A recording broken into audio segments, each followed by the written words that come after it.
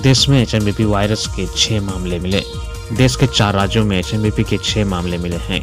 कर्नाटक, तमिलनाडु और गुजरात में सोमवार को 5 शिशुओं में एचएमबीवी संक्रमण की पुष्टि हुई, जो भारत में इस वायरस से संक्रमण के पहले मामले दर्ज है।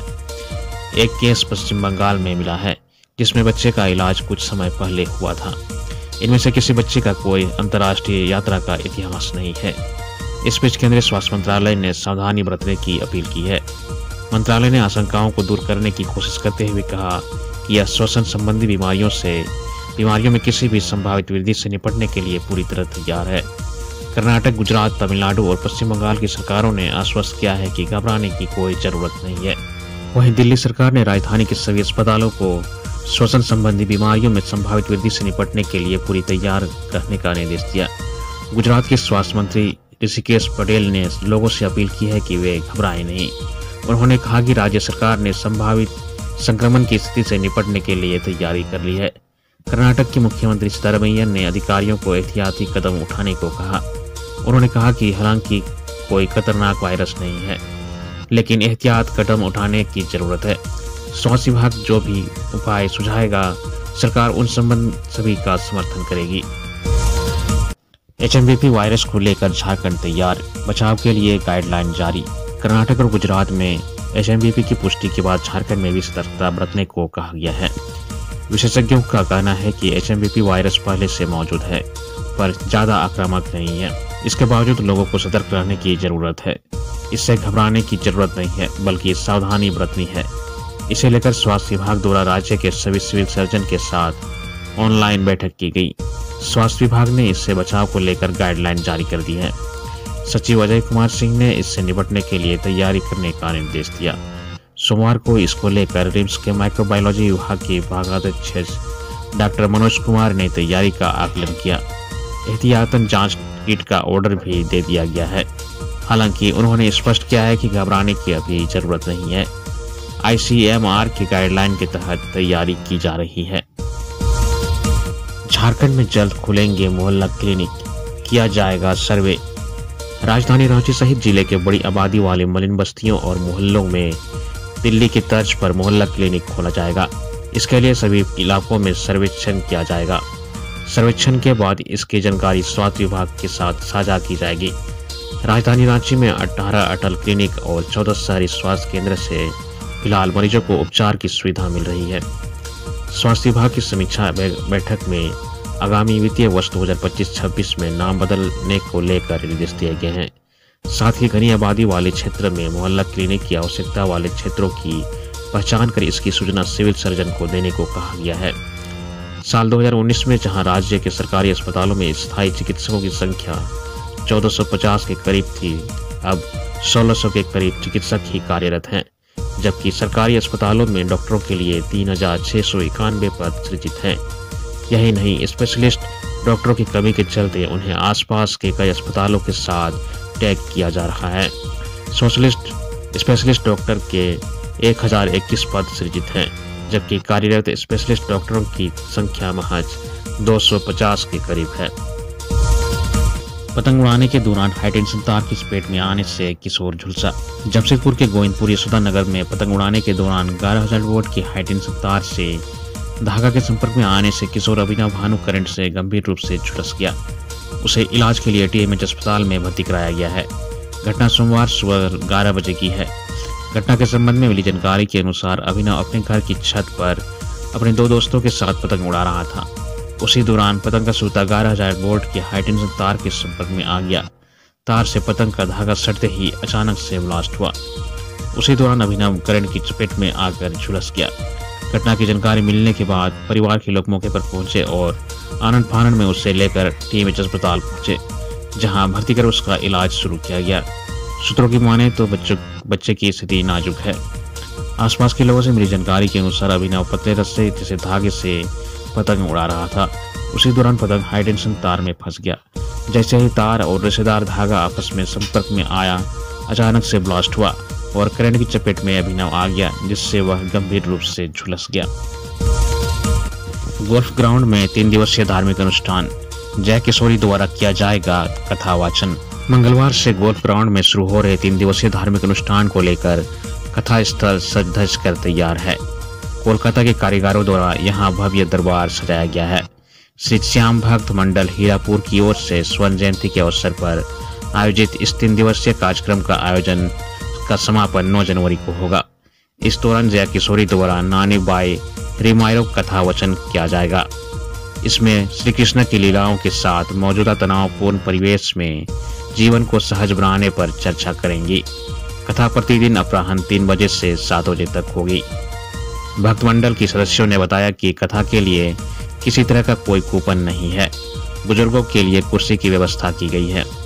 भव्य पंडाल बनाया गया है जिसमें लगभग 10,000 भक्त बैठ सकते हैं।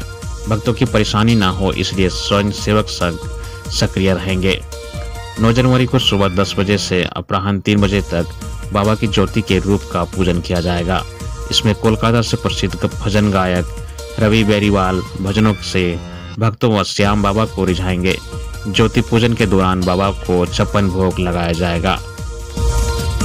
छत्तीसगढ़ नक्सली हमले में 8 जवान शहीद। छत्तीसगढ़ के नक्सल प्रभावित बीजापुर जिले में नक्सलियों ने सोमवार को बारूदी सुरंग में विस्फोट कर सुरक्षा बलों के वाहनों को उड़ा दिया। इसमें 8 जवान शहीद हो गए। वाहन का चालक भी मारा गया। शहीद होने वाले सभी 8 जवान दंतेवाड़ा जिला रिजर्व गार्ड के थे।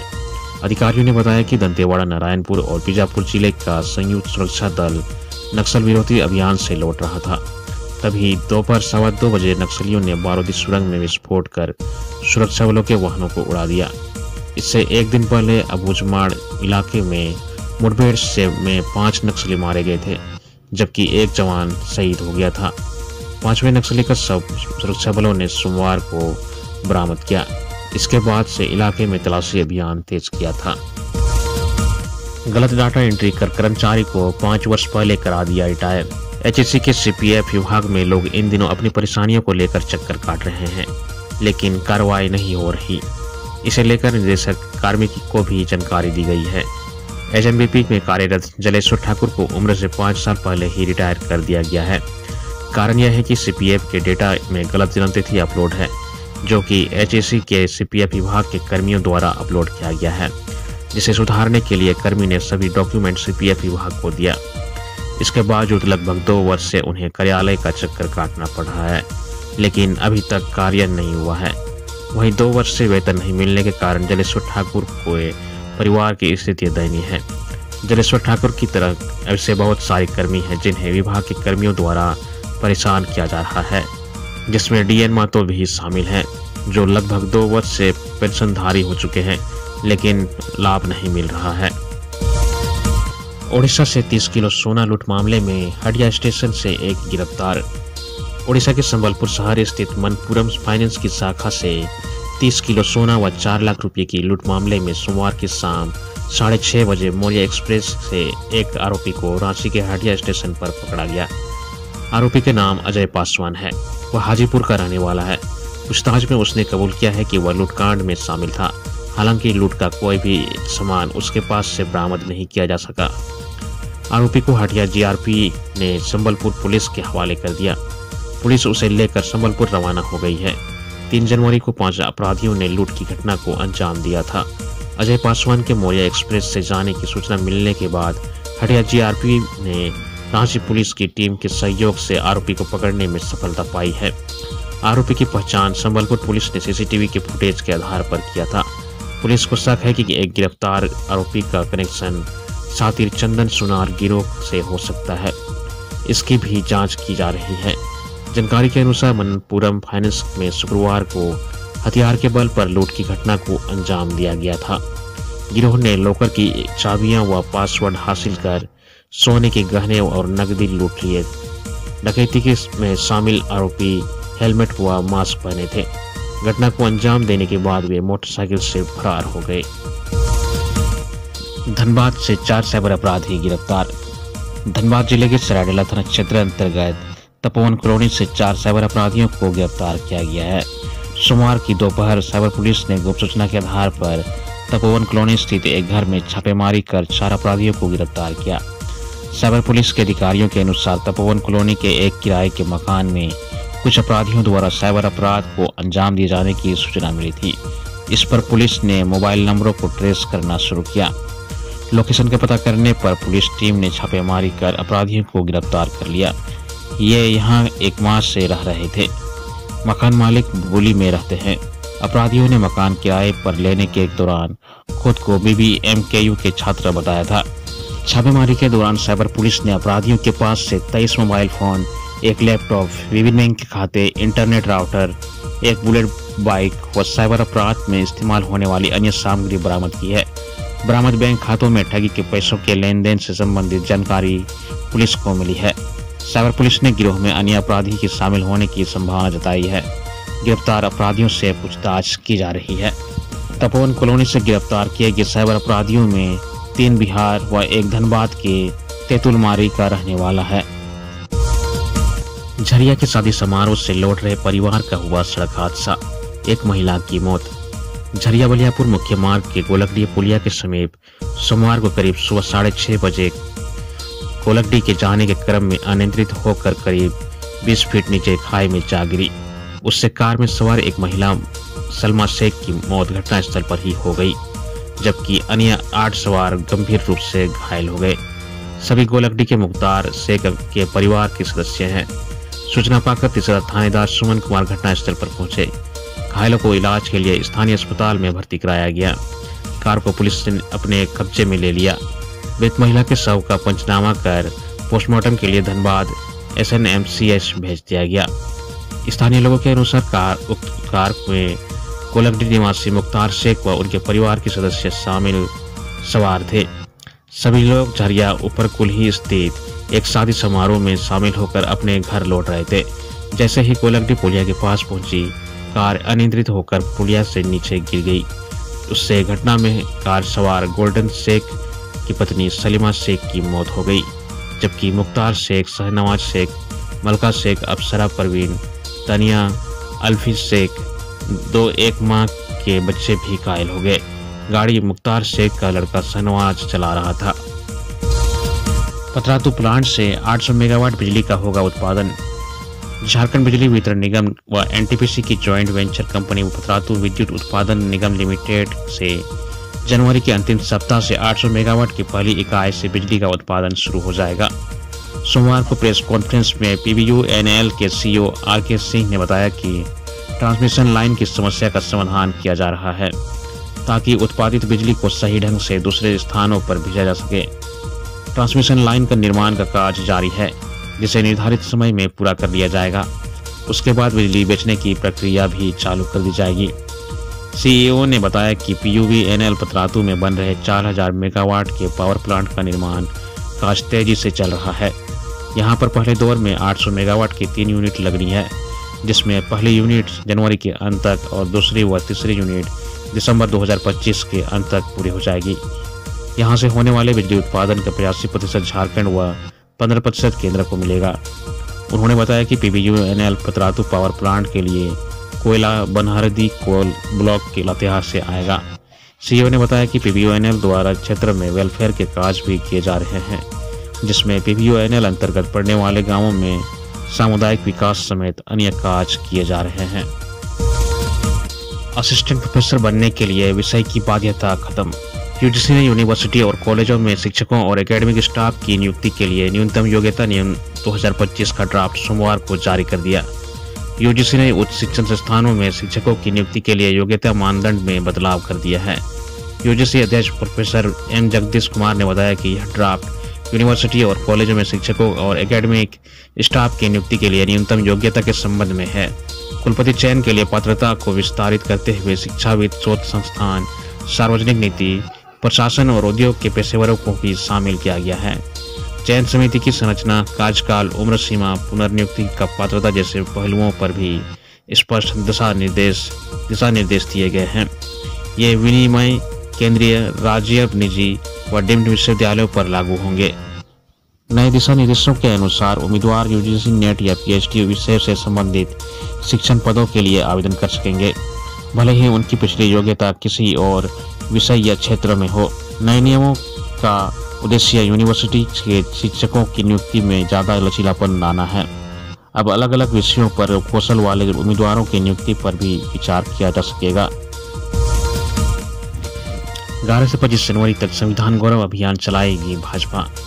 प्रदेश भाजपा की ओर से 11 से 25 जनवरी तक राज्य में संविधान गौरव अभियान चलाया जाएगा। पार्टी की ओर से मंडल स्तर तक बाबा साहेब डॉक्टर भीमराव अंबेडकर के लक्ष्य व संघर्ष को बताने के लिए कई कार्यक्रम आयोजित किए जाएंगे। इस अभियान को लेकर पार्टी ने पूर्व नेता प्रतिपक्ष अमर बावरी को प्रदेश संयोजक बनाया गया है। वहीं नंदजी प्रसाद व राकेश भास्कर सह संयोजक बनाए गए हैं।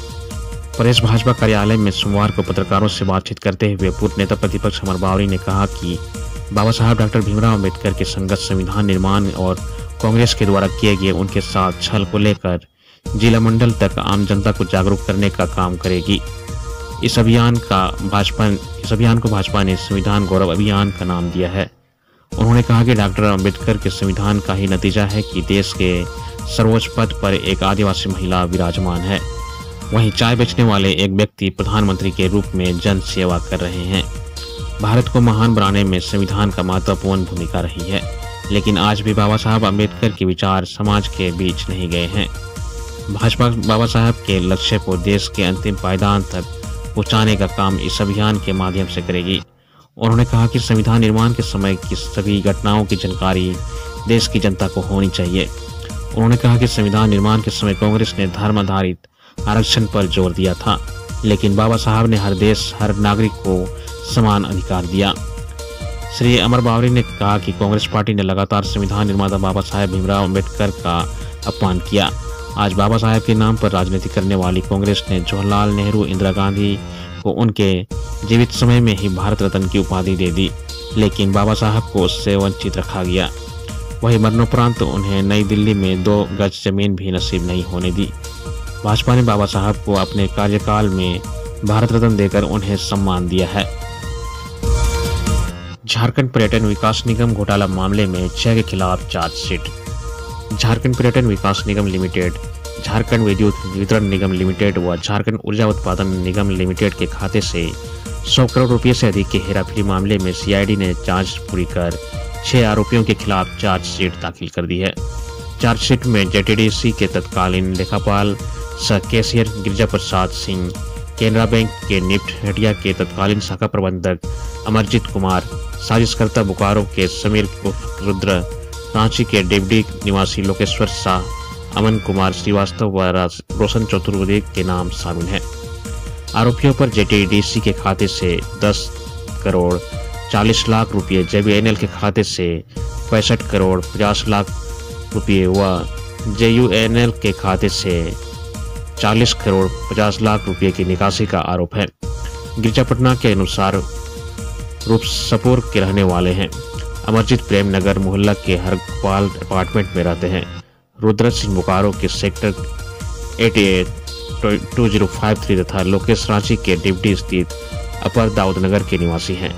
एसआईटी ने इन चारों के निशानदेही पर 85 लाख रुपये नकद और 15 लाख रुपये के सोने के जेवरात की बरामदगी की थी।